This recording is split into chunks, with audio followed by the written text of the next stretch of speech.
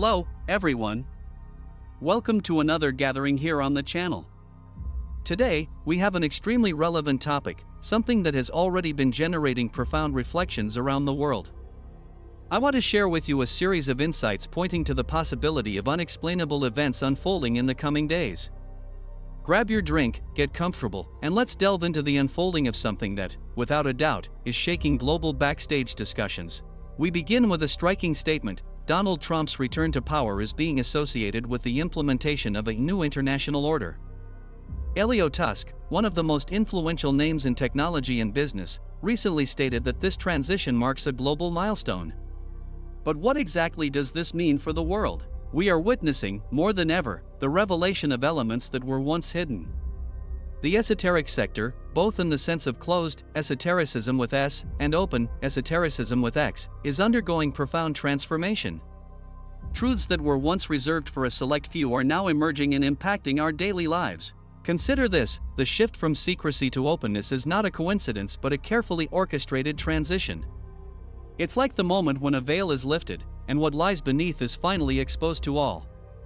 This unveiling has deep implications for geopolitics, culture, and even spirituality. But let's expand further. The so-called New International Order goes beyond mere governance.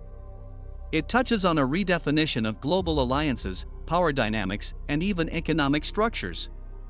We're seeing emerging powers assert themselves in new ways, and traditional superpowers repositioning their strategies. The question isn't just what is changing, but why now, and who stands to gain? Culture is also being transformed by this transition. Have you noticed the growing exaltation of what was once hidden? In the past, spiritual and supernatural concepts were subtly introduced in movies and books. Today, these ideas are presented openly, almost didactically. The entertainment industry is no longer hiding these themes in allegories or metaphors. Instead, it embraces them outright. Movies and series depict scenarios of spiritual battles, mystical awakenings, and apocalyptic transformations as central narratives. Why is this happening now? Because there is a struggle for control of these narratives. Let's take a closer look at specific examples. Films like The Golden Dawn, which openly explore the intersection of mysticism and global power, are being embraced by audiences worldwide.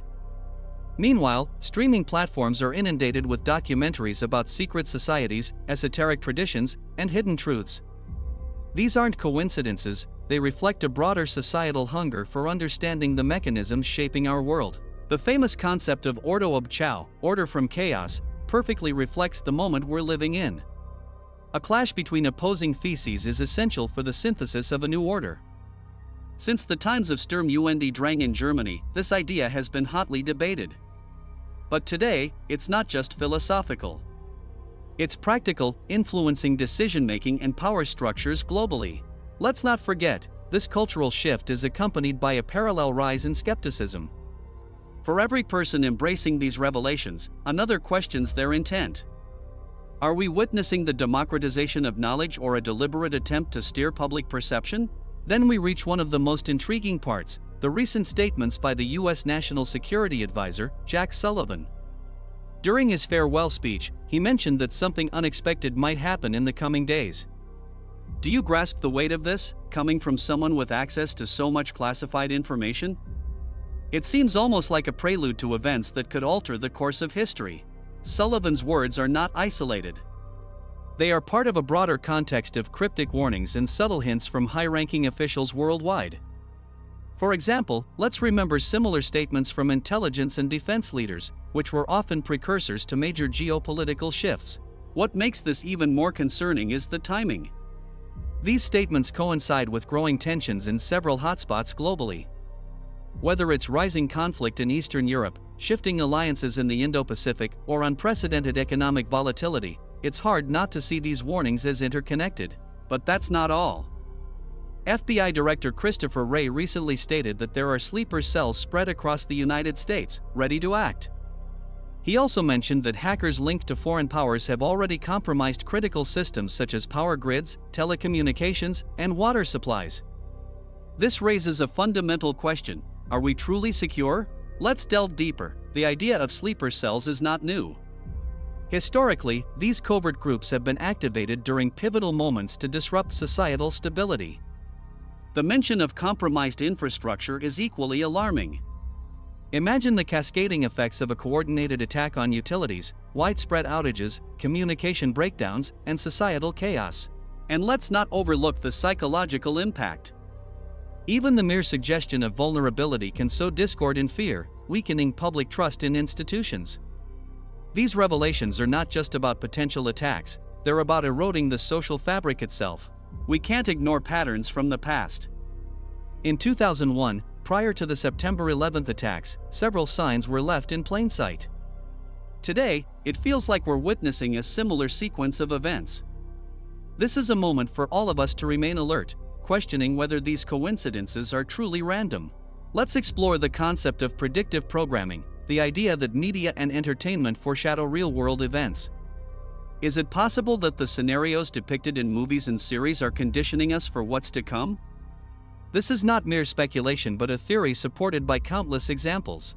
Consider the parallels. Just as pre-9/11 narratives subtly hinted at impending conflict, today's media is rife with themes of cyber warfare, societal collapse, and global conspiracies.